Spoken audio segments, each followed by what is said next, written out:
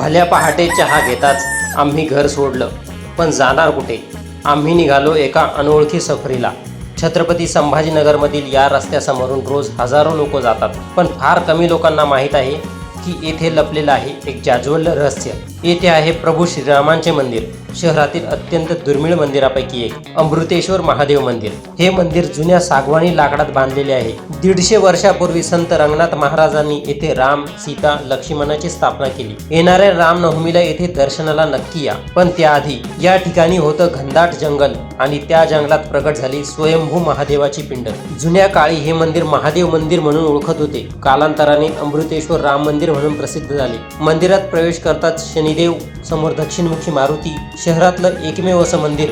आत गेल्यावर राम, लक्ष्मण, सीता, राधाकृष्ण, विठ्ठल यांचे दिव्य विग्रह, पण एका कोपऱ्यात लपलेली ती प्राचीन स्वयंभू पिंड, ज्याची नेमकी जुनी माहितीही कोणालाच नाही. जय श्रीराम.